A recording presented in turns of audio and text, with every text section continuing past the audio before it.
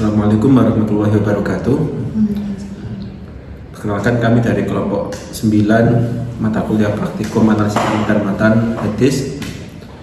Kelompok 9 berjudul Potensi Bahasa Teks Matan Hadis Mudraj, dengan anggota saya Muhammad Siti Azizi, NIM 3012275, dan saya Muhammad Habibur Rahman dengan NIM 301222049. Saya Hamidah dengan 301226. Baik, langsung kita mulai sesi pembahasannya. Yang pertama yaitu definisi hadis mudraj.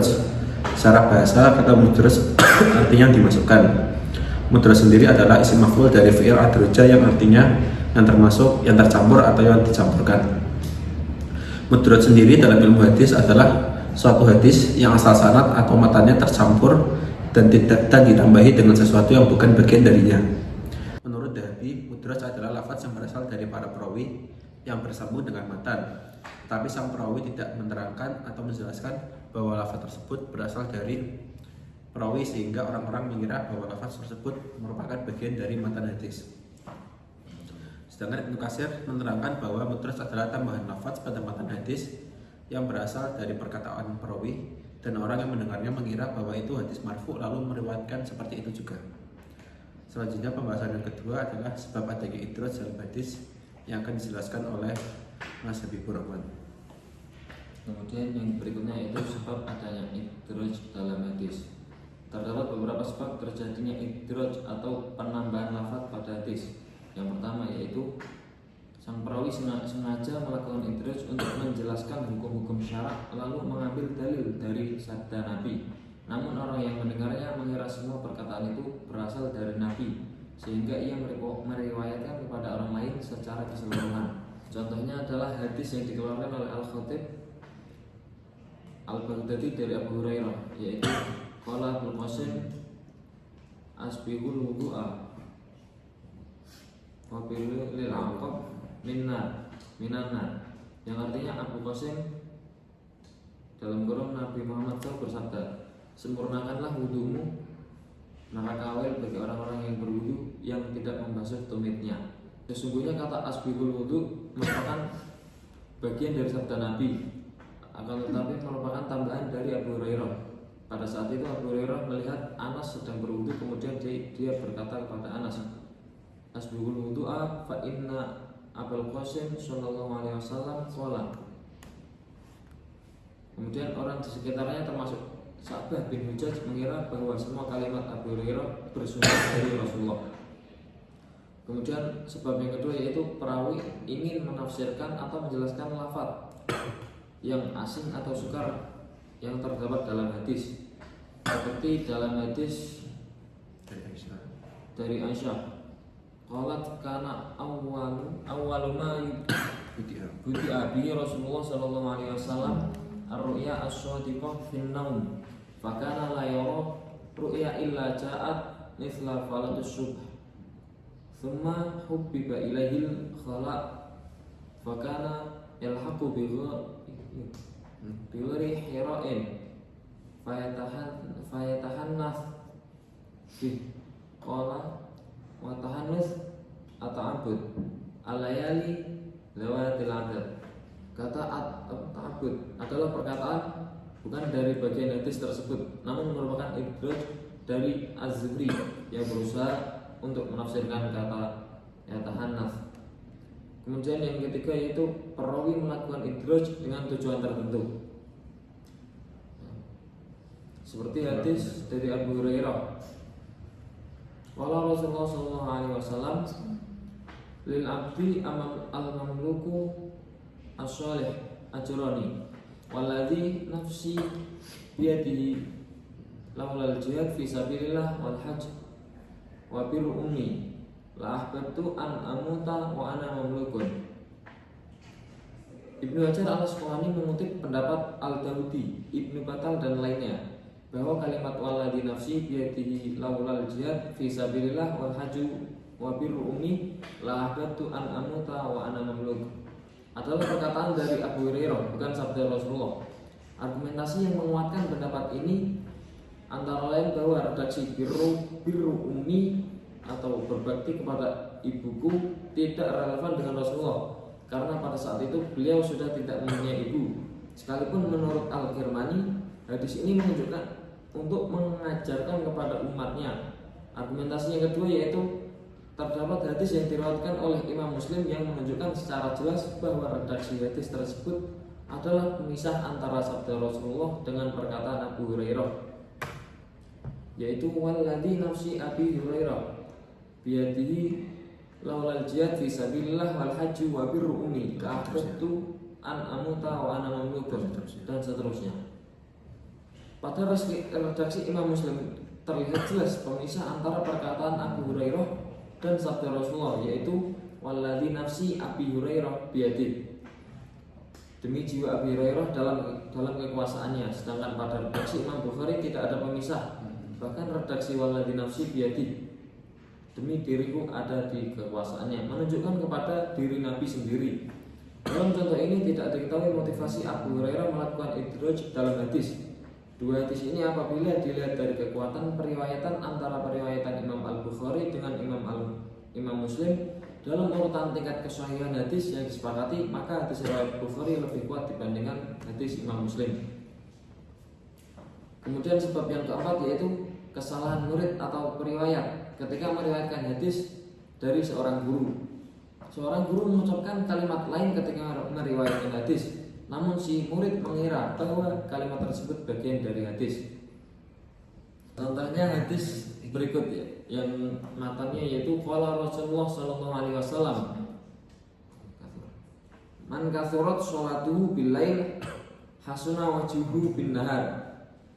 Hadis tersebut terjadi idraj atau penyusupan seluruh matan hadis karena ketidaksengajaan seorang guru yang tidak diketahui oleh murid sehingga meriwayatkan seluruh perkataan guru. Peristiwa ini terjadi ketika Syarif bin Abdullah bin Abi Syarif membacakan sebuah hadis di hadapan murid-muridnya dengan membacakan sanad hadis Al-Amash an Abi Sufyan an Jabir qala Rasulullah sallallahu alaihi wasallam hadatsana. Kemudian pada redaksi hadis ini Syarif bin Abdullah tidak melanjutkan isi matan hadis. Syarif bin Abdullah melihat Thabit bin Musa Abu Yazid datang kemudian melanjutkan perkataannya dengan redaksi man kathurat sholatuhu bil lail hasuna wajhuhu bin nahar. Artinya orang yang banyak sholat di malam hari tampak bersinar wajahnya di siang hari.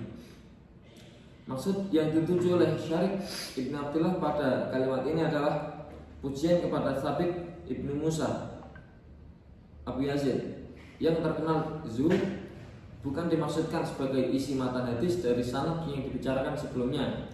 Akan tetapi kalimat ini dipahami oleh Thabit ibnu Musa Abu Yazid sebagai rangkaian dari sanad yang dibacakan sebelumnya.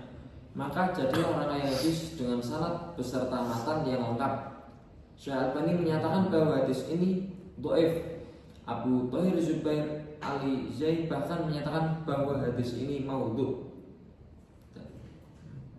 Selanjutnya macam-macam idraj dalam hadis yang akan dijelaskan oleh Mbak Hamidah.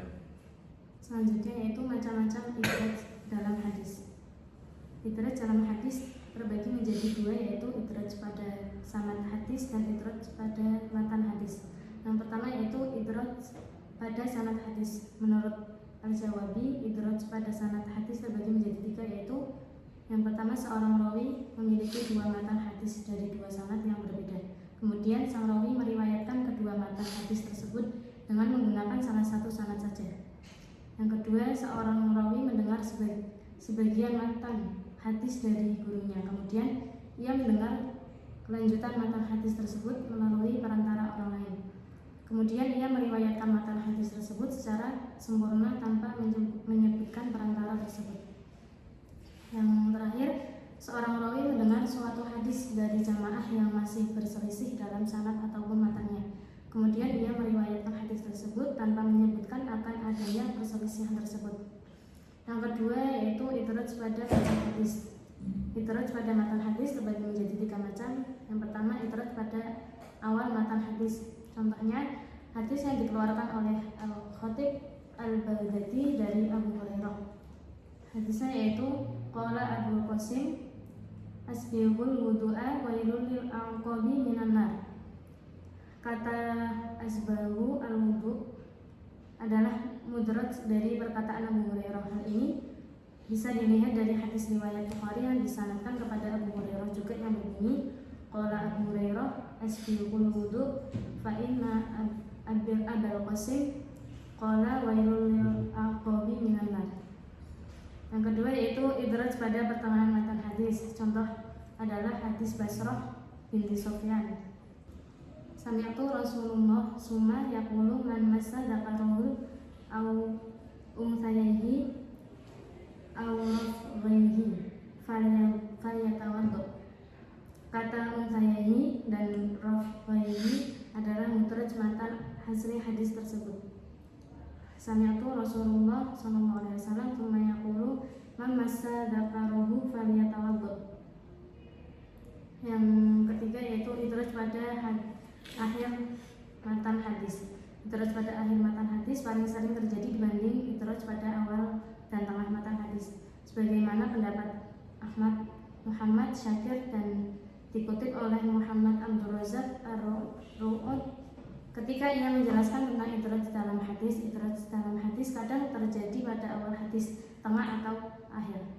Dan pada akhir hadis tersebut sering terjadi dari awal dan di tengah hadis. Contohnya adalah hadatsana Abdullah ibnu Yusuf akhbarana Malik an-Nafi' an Ibnu Umar radhiyallahu anhu anna Rasulullah sallallahu alaihi wasallam nahi anisyighar wasyigaru ay yuzawwijar rajulu matahu ala ay yuzawwijuhu bil akharu bin matah laisa bainahuma sadaq. Kalimat wasyigaru ay yuzawwijar rajul ada dua pendapat, namun kedua pendapat tersebut menunjukkan bahwa kalimat tersebut adalah mudraj. Versi pertama menurut riwayat Imam Ahmad, kalimat tersebut adalah ucapan dari Imam Malik dari penjelasan Ibnu Mahdi Al-Qana dan Muharizu Ibnu Aun. Versi kedua menurut riwayat Abu Dawud dari penjelasan Yahya Ibnu Al-Qattan dan Abdullah Ibnu Umar. Kalimat tersebut adalah ucapan Nafi'. Hal ini terjadi karena Abdullah Ibnu Umar bertanya kepada Nafi', apa itu as-sighar? Lalu Nafi' menjelaskannya dari sinilah kalimat itu berasal. Selanjutnya itu cara mengetahui idraj dalam hadis. Yang pertama adanya kemustahilan bahwa Nabi mengucapkan kalimat tersebut. Contohnya, walladzi nafsi biyadihi laula jihadu fi sabilillah wal haji wa biru ummil ahbabtu an amuta wa ana mamluk. Dalam hadis tersebut, walladzi nafsi biyadihi hingga akhir hadis bukan merupakan sabda Nabi, tapi merupakan tambahan dari Abu Hurairah sendiri. Hal tersebut dapat dirasakan dari kemustahilan bahwa yang pertama, ibunda Nabi telah meninggal sejak ia masuk berusia 9 tahun. Jadi tidak mungkin beliau memberatkan berbakti kepada ibunya. Yang kedua, Nabi tidak mungkin berangan-angan untuk menjadi seorang budak, karena fitrahnya sebagai seorang Rasul Allah dan salah satu tugasnya adalah untuk menghapuskan perbudakan di muka bumi, yang mana pada saat itu di bumi Arab sedang marak-maraknya perbudakan. Yang kedua yaitu penjelasan yang dilakukan oleh sang perawi sendiri bahwa tambahan teks tersebut ia tidak mendengarnya dari Nabi Muhammad melainkan ucapan sendiri. Yang ketiga, penjelasan yang dilakukan oleh perawi lain yang menunjukkan adanya idraj dalam sebuah hadis dari matan yang marfu dan menunjukkan kalimat idraj tersebut. Yang keempat, dengan adanya ketetapan dari para ulama hadis mutaakhirin. Yang terakhir yaitu membandingkan dengan jalur periwayatan yang lain dan ditemukan terpotongnya hadis tersebut dalam periwayat yang lain. Selanjutnya hukum hadis idraj. Menurut Muhammad Abdul Razak Al-Ru'ud, setidaknya ada 3 pendapat di kalangan ulama tentang mudraj teks dalam hadis. Yang pertama yaitu boleh jika idraj dalam hadis bertujuan untuk menafsirkan kata atau makna hadis, dan sebaiknya perawi menjelaskan hal tersebut. Yang kedua, idraj bisa menjadi haram jika terjadi karena disengaja dan bertujuan yang tidak baik, bukan tujuan untuk penafsiran atau penjelasan. Dan yang terakhir, jika idraj terjadi karena kesalahan yang tidak disengaja oleh sang perawi, maka sang perawi tidak bisa disalahkan. Namun jika kesalahan tersebut terlalu sering terjadi, maka hal tersebut akan menjadi jarah bagi kedepitan dan itqan sang perawi. Terkait masalah dibolehkan atau tidaknya berhujjah dengan hadis mudraj, setidaknya ada dua hal yang bisa disimpulkan dari pendapat para ulama hadis. Yaitu yang pertama, melarang secara mutlak. Menurut sebagian ulama, berhujjah dengan hadis mudraj itu dilarang karena hadis tersebut telah dimasuki oleh kata-kata yang bukan pada tempatnya. Idraj juga bisa menyebabkan kepada pemahaman yang salah dari maksud utama hadis. Idraj merupakan ilat dalam hadis sehingga status hadis tersebut menjadi dhaif. Yang kedua, membolehkan dengan syarat, yaitu idraj yang terjadi pada suatu hadis tidak mengarah kepada perubahan makna yang lebih tidak jelas atau menghilangkan sesuatu hal yang wajib. Yang kedua adanya penjelasan dari sang perawi dalam hadis tersebut atau dari jalur yang lain sehingga jelas mana yang matan yang berasal dari Nabi dan mana yang bukan. Hal ini untuk menghindarkan akan adanya pemalsuan dalam hadis.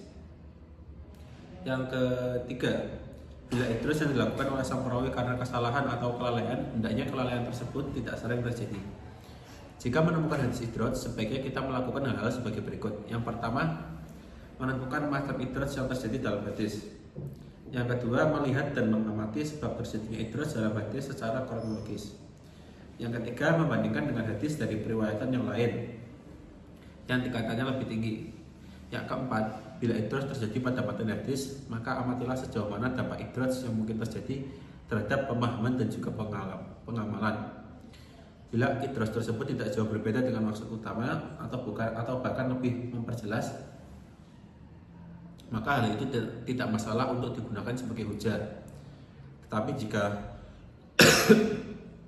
idraj tersebut sangat berpengaruh merubah pemahaman maksud dari kandungan hadis, apalagi melenceng jauh, maka harus dikatakan dengan tegas bahwa ini hadis mudraj dan lebih baik untuk menjauhinya. Yang kelima, bila mendapatkan hadis mudraj dan hadis yang tidak mudraj dan kedua-duanya diriwayatkan oleh orang yang terpercaya dengan jalur yang sahih dan kandungan dari maksud hadis tidak terlalu berbeda, maka harus dijelaskan lebih dulu mana yang hadis mudraj dan mana yang tidak. Setelah itu menggabungkan dari kedua hadis tersebut atau cukup dengan mengambil salah satunya. Yang keenam, bila hadis mudraj tersebut bersangkutan dengan hukum dan akidah, terutama tentang halal dan haram, maka sebaiknya lebih berhati-hati. Dan bila meragukan, lebih baik menjauhi hadis tersebut. Dan yang ketujuh, usahakan menggunakan hadis dari jalur periwayatan yang lain yang sekiranya lebih kuat. Selanjutnya terkait potensi bahasa teks matan dalam hadis idraj. Hadis idraj sendiri adalah hadis yang terdapat penambahan kata di dalamnya yang berasal dari perawi. Terkait apakah hadis mudraj itu dapat merubah makna, itu tergantung.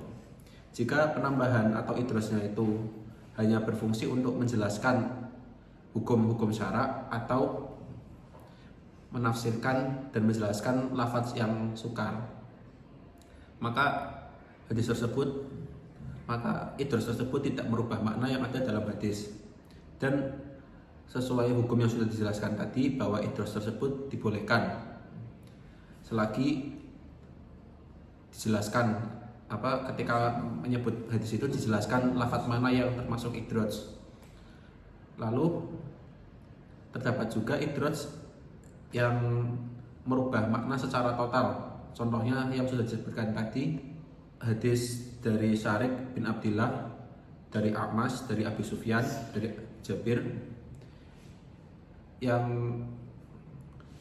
di matanya itu keseluruhan matan yang ada dalam hadis tersebut itu bukan berasal dari Nabi, tetapi itu adalah perkataan Syarik bin Abdillah sendiri yang bertujuan untuk sebagai pujian kepada Sabit bin Musa Abu Yazid atas kezuhudannya. Namun Sabit bin Musa mengira bahwa itu adalah rangkaian matan dari sebelumnya, dari sanad yang dibacakan sebelumnya. Maka idraj dalam hadis ini merubah makna secara total, dan hukumnya haram untuk digunakan. Dan juga hadis ini termasuk hadis dhaif, bahkan hadis maudhu.